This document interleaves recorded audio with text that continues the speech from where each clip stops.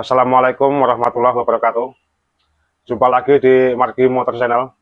Teman-teman, pada review video hari ini di samping saya ini ada Honda CB 150 All dengan permasalahan mesin mogok alias macet. Untuk mesin ini saya nggak bisa ngecek untuk bunyi awalnya ya, karena mesin ini sudah kondisinya sudah macet, didorong sudah nggak bisa hidup sama sekali. Nah, ini indikasi sementara mesin ini itu pistonnya itu ngunci. Entah masalahnya karena telat oli, entah karena apa. Nanti kita periksa untuk selanjutnya apa masalah-masalahnya gitu. Dan langsung aja sekarang langsung kita periksa aja atau kita cek dulu.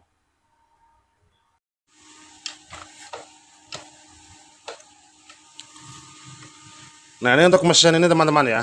Ini saya putar dari krek as ini. Ini sudah ngunci, kayaknya ini di pistonnya ini sudah macet. Jadi kita nggak mau maksa untuk mutar dari krek as ini. Sekarang langsung saja saya bongkar. Saya turunkan mesinnya, kita cek bagian blok dan headnya, head silindernya. Kita untuk tangki-tangki, untuk radiator semua dilepas. Karena CB itu mesinnya itu DOHC, mesin berdiri, dia bisa diakses kalau sudah dibuka bagian tangki sama radiator. Baru kita bisa ngecek yang lainnya. Nanti juga untuk pompa oli yang ada di bagian bak kopling, nanti juga kita cek ada masalah enggak. Jadi biar sekaligus selesai, rapih, dan nggak ada masalah lagi.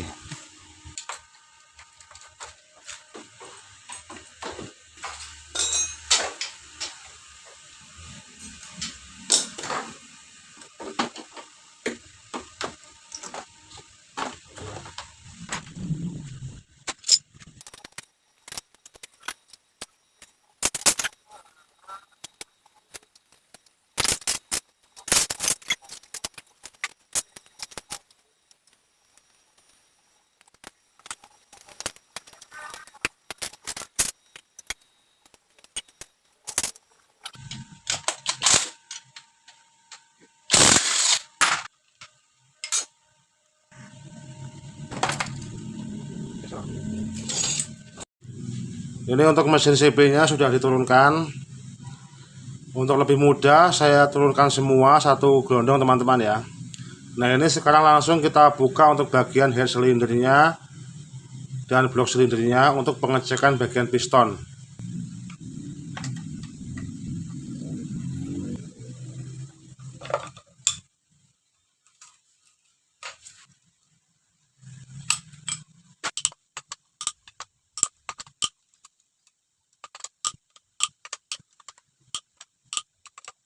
Untuk mesin CB 150 on teman-teman ya, ini sudah menggunakan tipe mesin DOHC.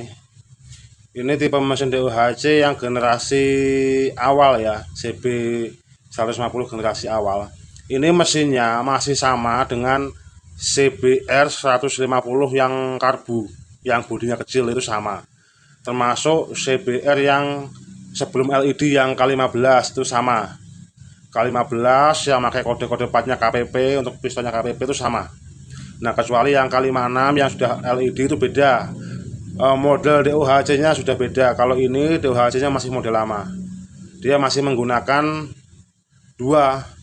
satu noken as, masih menggunakan dua noken atau dua punggungan kayak gini.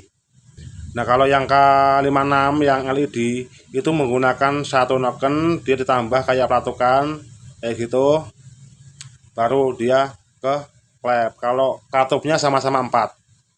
Hanya kalau di OHC ini dia nggak ada settingan klep atau baut settingan klep, nggak ada. Dia mengandalkan SIM, hanya SIM-nya aja diukur. Kalau SIM-nya udah melebihi toleransi kerenggangannya, tinggal diganti sama SIM yang lebih tebal, ukurannya disesuaikan.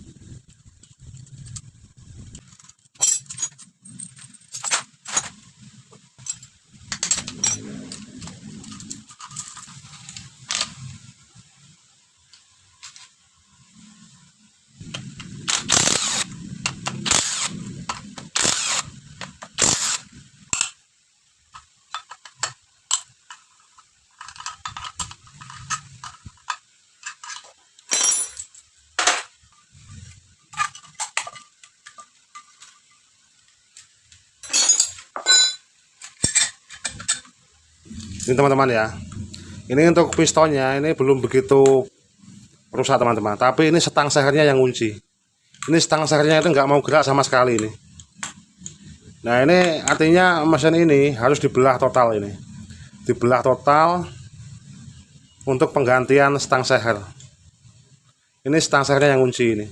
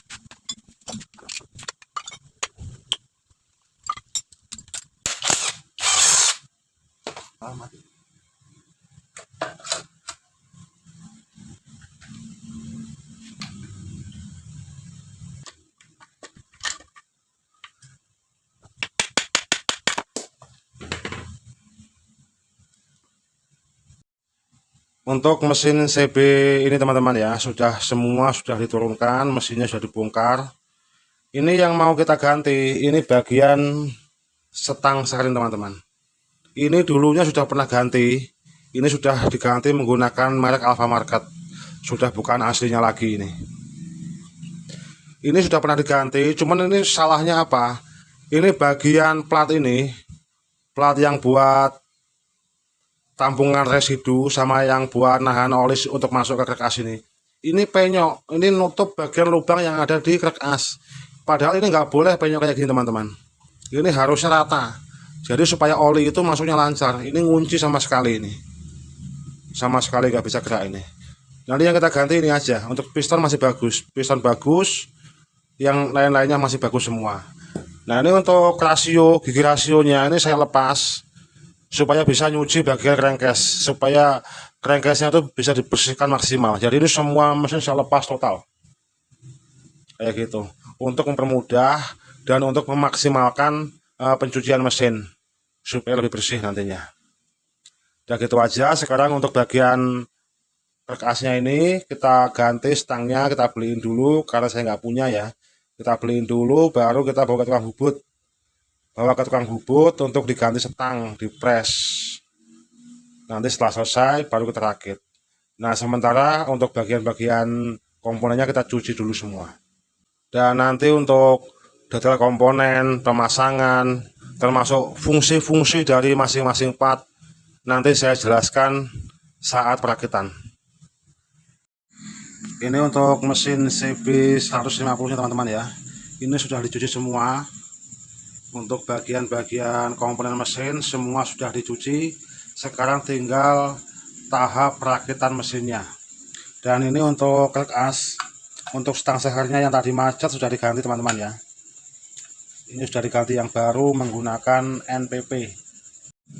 Sebelum melakukan perakitan mesin CB teman-teman ya, ini perhatian untuk teman-teman yang suka otak-atik sendiri atau belajar memperbaiki sendiri. Itu sebelum kita pasang crankcase ini, perhatikan dulu untuk lubang jalur oli yang menuju ke transmisi. Karena ini fungsinya untuk melumasi transmisi, juga untuk melumasi bagian kopling. Karena apa? Oli yang menuju transmisi ini jalurnya lebih kompleks atau lebih rumit. Jadi oli yang dipompa dari pompa oli yang berada di crankcase sebelah kanan,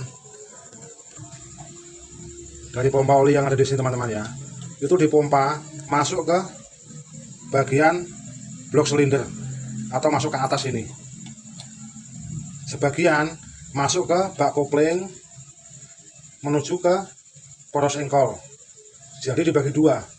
Yang satu masuk ke naik ke blok silinder, yang satu masuk ke bak kopling untuk melumasi poros engkol atau untuk melumasi stang seher atau pan big end-nya.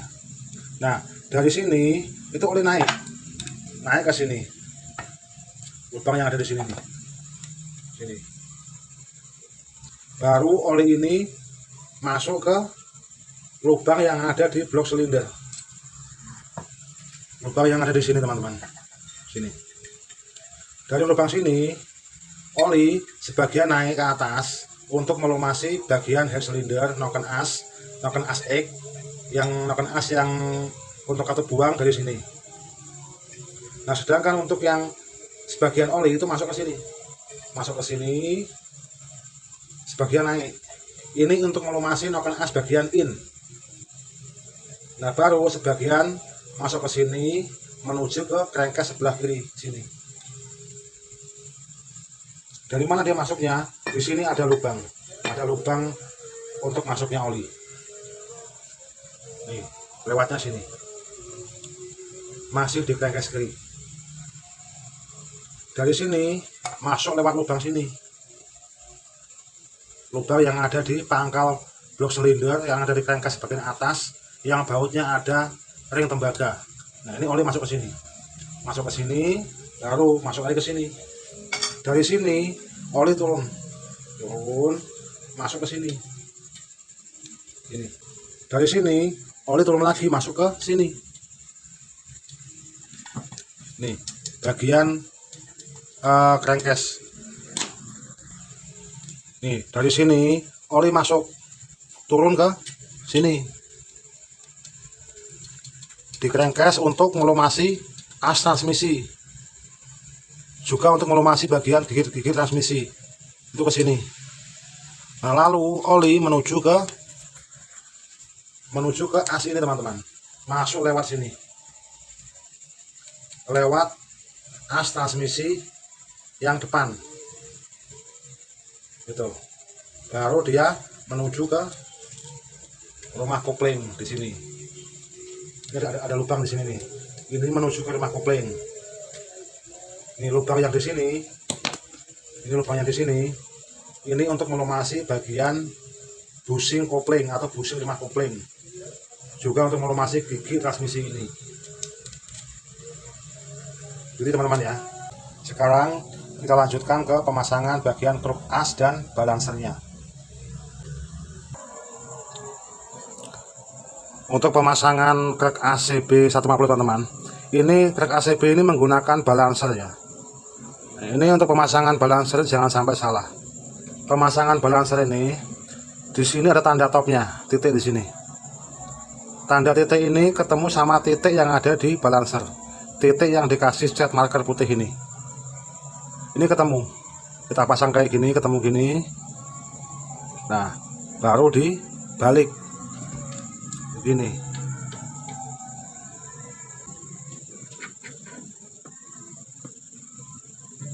Dan untuk pemasangan krek as, teman-teman, itu sudah sering saya kasih tahu ya. Jangan kita pukul bagian sisinya sini atau sini. Lebih baik kita pasang dulu crankcase sebelah kanannya untuk mengepres bagian krek as ini supaya dia bisa di posisi yang pas tanpa harus dipukul.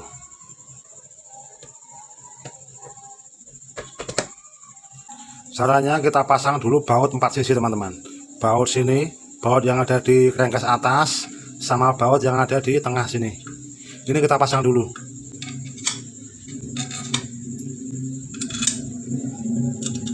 Nah, lalu dipres menggunakan kunci 10.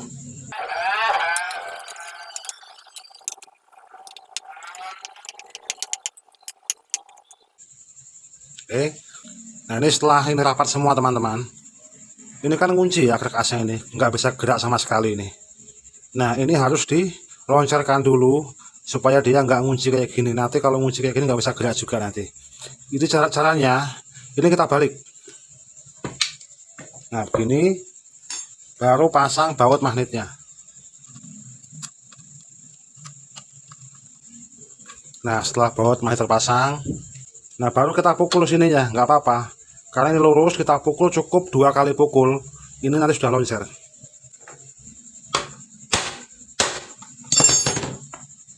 Nah kan, ya dah. Tuh. Cukup 2 kali pukul udah loncer. Nah sekarang dibalikan lagi, lepas dulu bautnya ya. Nah baru kita balik lagi, kita balik, lepas lagi bautnya, karena nanti masih ada pemasangan bagian transmisi ya teman-teman ya.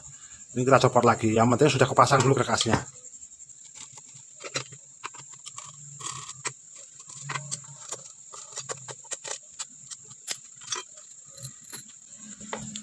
Baru kita lepas lagi untuk bagian crankcase kanan, karena untuk bagian crankcase kanan ini melepasnya lebih mudah, nggak perlu dipukul. Nah, oke, sekarang crankcase ini sudah terpasang ya. Crankcase kepasang, balancer sudah kepasang, sekarang tinggal dilanjutkan ke pemasangan bagian transmisi. Jadi gitu teman-teman ya, cara pasang crankcase ke mesin motor apapun itu sama, nggak perlu banyak dipukul, cukup 2 kali pukul, itu pun hanya untuk meloncerkan bagian ini supaya nggak ngunci, itu aja. Sekarang kita lanjutkan ke pemasangan bagian transmisi teman-teman ya. Ini sebelum saya pasang untuk bagian transmisi, ini saya akan memberi sedikit sharing ke teman-teman. Untuk gigi transmisi itu ada 3 gigi teman-teman ya. Ada slide gear atau gigi geser, atau ada needle gear atau gigi putar, ada fixed gear atau gigi mati. Dan ini untuk bagian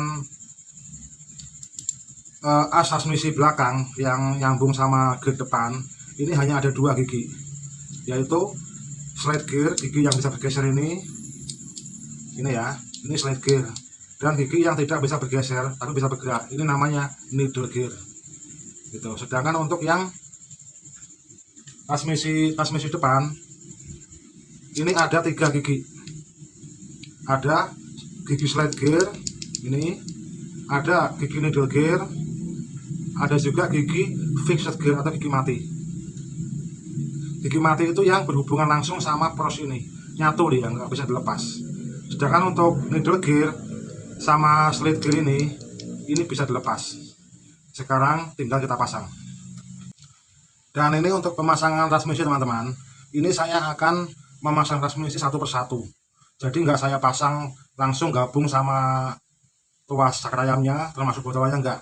Tapi saya akan memasang satu persatu supaya lebih bisa dipahami sama teman-teman. Sekarang saya pasang dulu bagian transmisinya.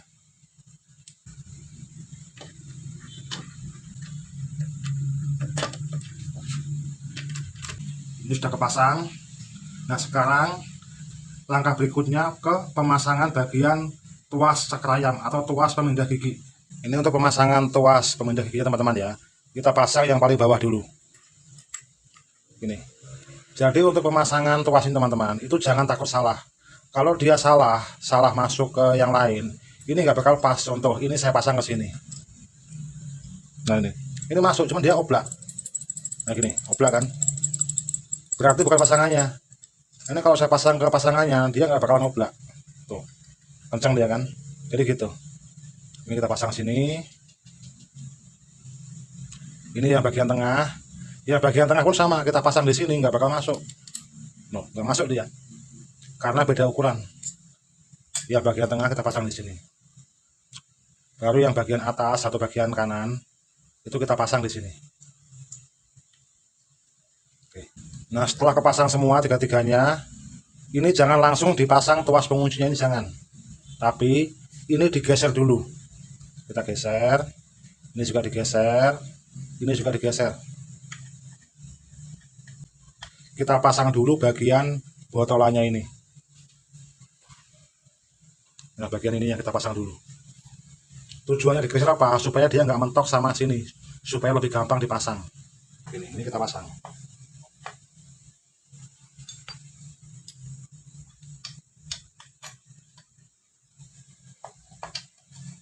Nah, oke. Ini kan nggak ada yang mentok nih. Baru kita angkat tuasnya satu persatu.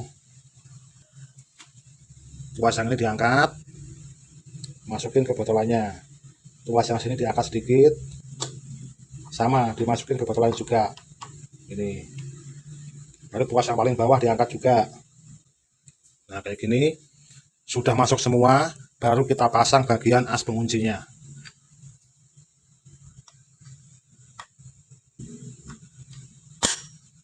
Nah, oke, sudah kepasang semua. Tuh, kalau sudah kepasang semua dan pas gigi transmisi ini kita putar, itu nggak ada suara aneh-aneh, halus suaranya kayak gini nih. Itu tandanya pemasangan transmisinya sudah pas, tuas ininya sudah pas, botolnya sudah pas. Ini kalau sudah pas, ini bisa digerakkan nih kayak gini tuh, kan gerak dia kan tuh. Nah, ini udah pas nih teman-teman ya. Sekarang tinggal kita tutup, baru pemasangan komponen lainnya. Ini sebelum saya tutup, saya kasih oli sedikit dulu supaya dia untuk mengurangi gesekan. Ini sebelum saya tutup untuk bagian crankcase kanannya teman-teman ya. Ini saya lem dulu karena untuk belahan mesin CB ini nggak menggunakan packing. Beda sama GL. Kalau GL Tiger itu pakai packing. Ini langsung ketemu crankcase sama crankcase. Jadi hanya mengandalkan lem. Pengelemannya jangan tebal-tebal, tipis saja teman-teman.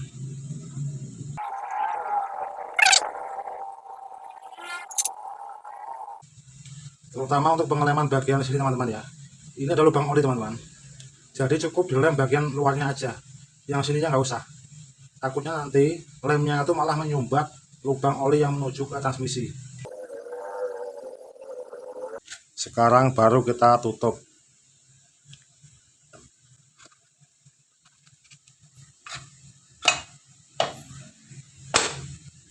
Tinggal dibaut untuk bagian crankcase-nya semua.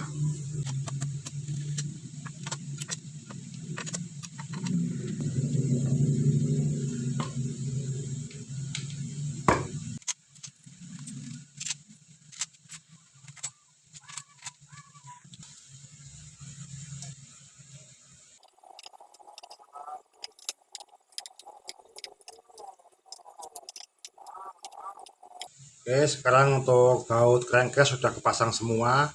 Sekarang kita lanjutkan ke pemasangan bagian komponen kopling teman-teman ya. Pertama kita pasang dulu bagian gigi primer ya teman-teman ya. Ini ada ringnya, ini yang tebel ini kita pasang dulu di sini. Baru pasang sepinya. Ini sepi untuk mengunci bagian gigi primernya.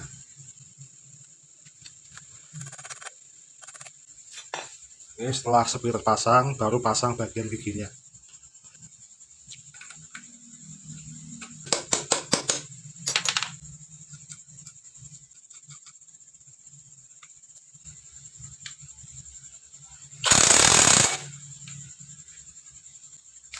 Lalu dilanjutkan dengan pemasangan bagian pompa oli.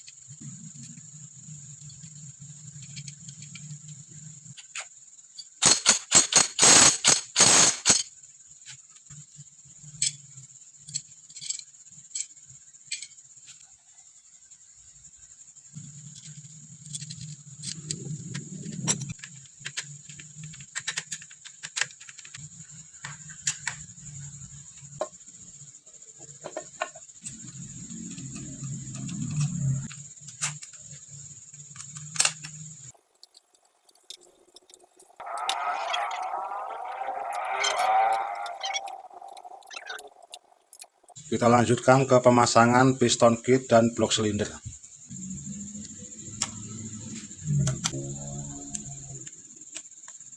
Ini untuk piston kitnya nggak diganti teman-teman ya. Ini yang diganti cuma stang seher karena pistonnya masih bagus, cuma dibersihkan aja.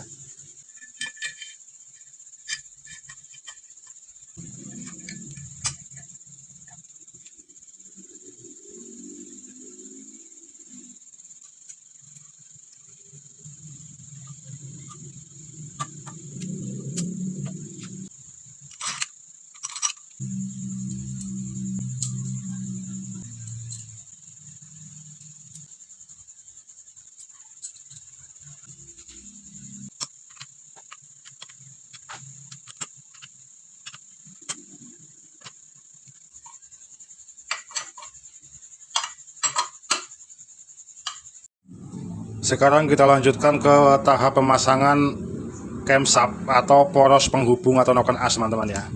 Ini sebelum saya pasang, saya akan menjelaskan dulu untuk noken as di UHC, teman-teman ya, khususnya CB ini.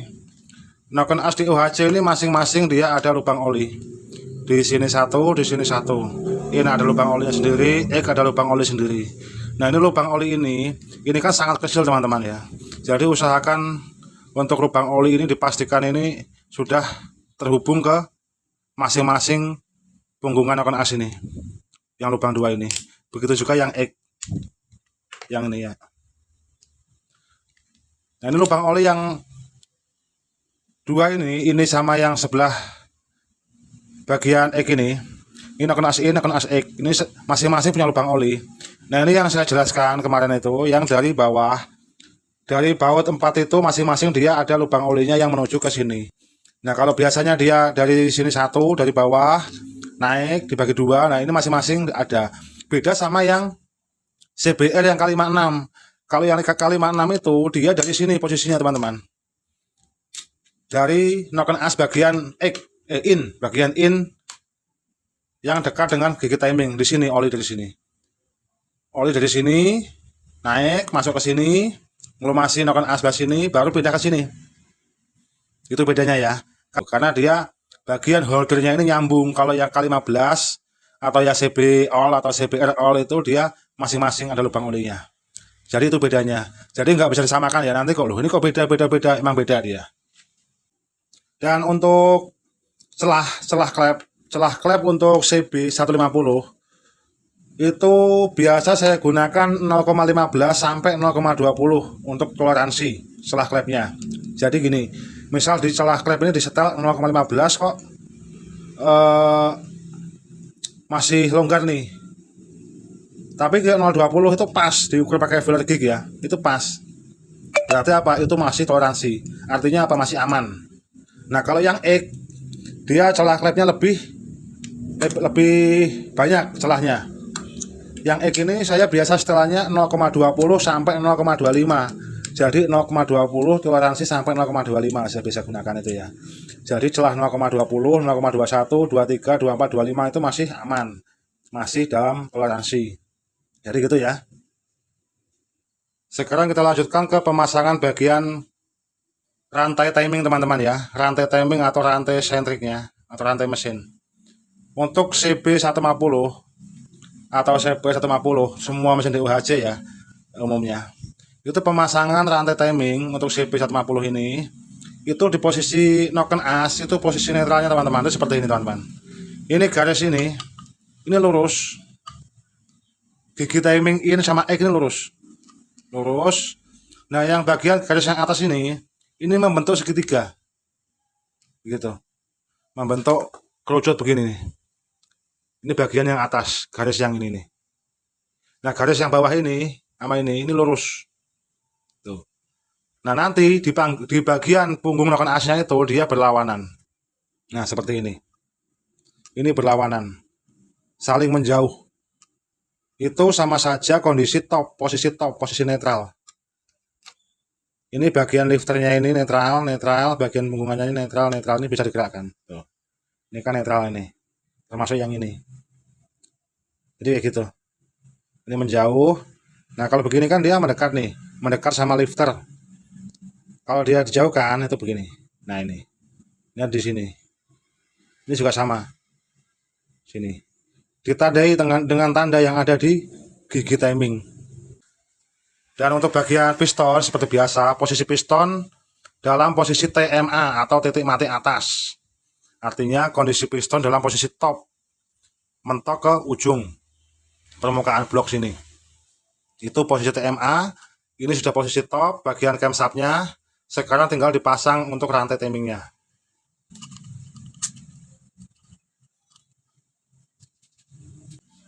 Udah kayak gitu teman-teman ya. Ini rantai timing sudah kepasang.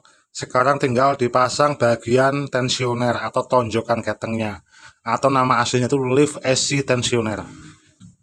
Untuk pemasangan tensioner teman-teman, perhatikan ya.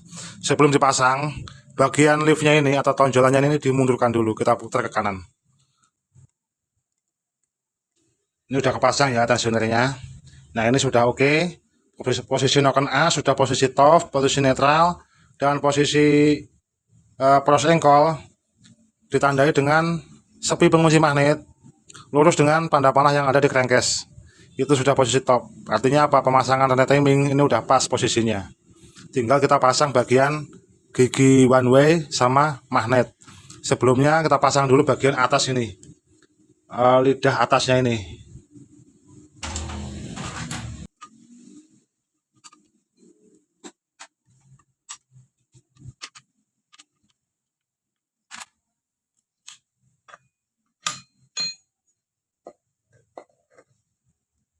Itu mas.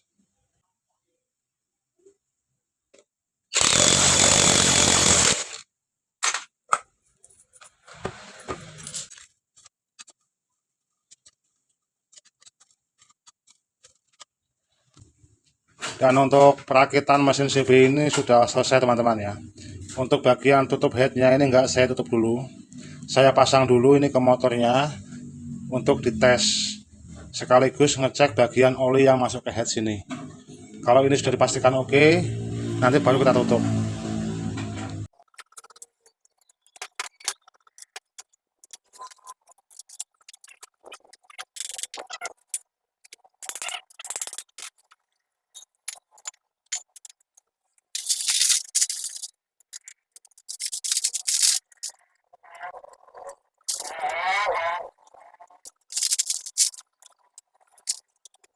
Mesin sudah dinaikkan ke sasisnya teman-teman ya. Sebelum saya pasang tutup head silindernya, ini mau saya coba dulu mesin dihidupkan untuk memastikan sirkulasi oli itu sampai ke bagian paling atas.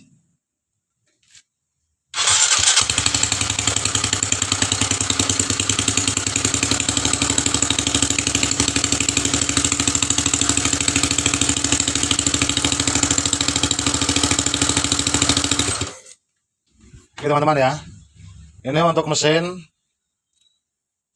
sirkulasi olinya sudah oke. Tadi ada suara yang kurang enak itu tadi, kayak semacam knalpot bocor. Itu dari sini teman-teman. Nih, dari katup low emisi ini. Nanti ini setelah kita tutup, nanti suaranya akan lebih halus. Nah sekarang kita tutup semua untuk bagian head silindernya, termasuk kita pasang radiator. Lalu mesin kita coba lagi.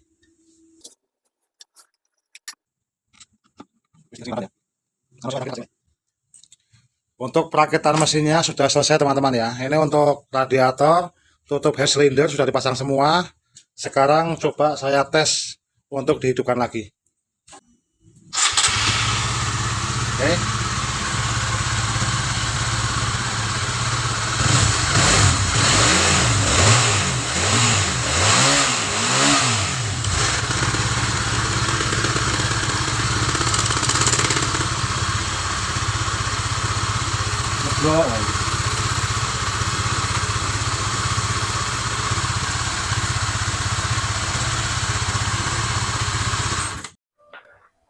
Dan untuk perakitan Honda CB 150 all teman-teman ya, ini sudah selesai. Sudah dirakit semua, untuk semua komponen mesinnya sudah dipasang semua, sudah dites. Sekarang tinggal dites untuk jalan.